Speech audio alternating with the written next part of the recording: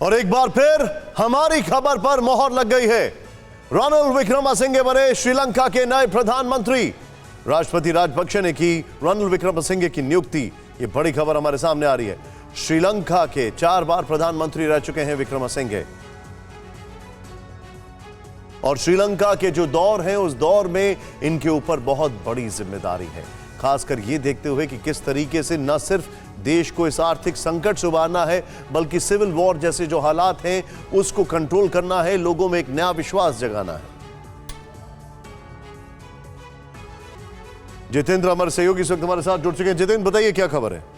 जी बिल्कुल निशान, देखिए कल ही TV9 भारतवर्ष ने इस बात का खुलासा किया था कि जो श्रीलंका के अगले प्रधानमंत्री होंगे वो रणिल विक्रमसिंघे ही होंगे, और इस बात का भी हमने जिक्र किया था कि उनकी मुलाकात वहां के राष्ट्रपति गोटाबाया से हुई है और उस बात की तस्दीक भी हो चुकी है। लेकिन सबसे बड़ी बात यह है कि अब रणिल विक्रमसिंघे के सामने सबसे बड़ी चुनौती होगी, एक तो वहां पर जो डूबती हुई अर्थव्यवस्था है उसको किस तरीके से वो संभालते हैं।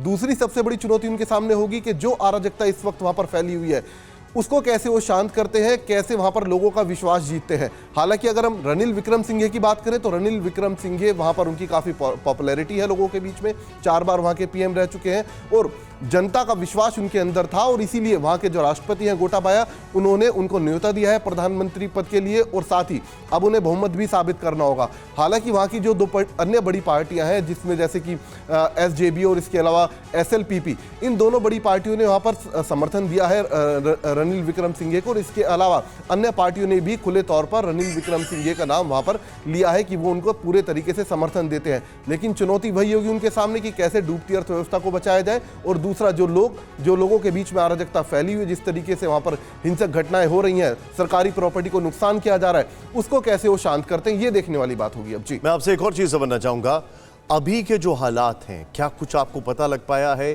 कि किस तरीके से उन हालात पे काबू पाया जाएगा? क्या इनका अपॉइंटमेंट अपने आप में लोगों के लिए एक ऐसा कदम है जो उनमें विश्वास देगा और वो लोग खुद अपने आप कोशिश करें थोड़ा सा काम डाउन हो जाए? जी बिल्कुल, देखिए निशान, 4 बार वहां पर रणिल विक्रमसिंघे PM रहे हैं, और जिस दौरान वो PM रहे वहां पर उनको इसी बात के लिए जाता था कि जैसे डूबती हुई अर्थव्यवस्था है उसको कैसे संभालना है। इसके अलावा लोगों के बीच में काफ़ी पॉपुलैरिटी है उनकी, लोग उनको काफ़ी मानते हैं, तो जाहिर सी बात है इसलिए उनका नाम वहां पर चुना गया कि हो सकता है एक तो अर्थव्यवस्था को बचाएं, और दूसरा जो लोग वहां पर हिंसक हो चुके हैं, लोगों का विश्वास वहां पर सरकार से उठ चुका है, उस विश्वास को वापस हासिल करने में विक्रमसिंघे कामयाब हो सकते हैं, ऐसा वहां के राष्ट्रपति का सोचना है। और इसी सोच के साथ विक्रमसिंघे को प्रधानमंत्री पद के लिए न्योता दिया गया है। चुनौती उनके सामने यह भी होगी कि वहां पर बहुमत साबित करें, और जो हालात वहां पर इस वक्त बने हुए हैं उन हालातों पर काबू पाने की कोशिश जल्द से जल्द वो करें। जी बहुत बहुत शुक्रिया इस जानकारी के लिए जितेंद्र, एंड वेल डन। आपकी खबर थी और इस खबर पर मोहर लग गई, वेल डन, एक्सीलेंट। लेकिन रणिल विक्रमसिंघे के सामने कितनी बड़ी चुनौती है ये देखना जरूरी है। इसे श्रीलंका की महंगाई से समझ लीजिए। श्रीलंका की महंगाई, ओके, जरा ध्यान से देखते हैं आप। श्रीलंका में 1 साल में सामान के दाम में कितनी बढ़ोतरी हुई है इसकी लिस्ट आपके सामने है।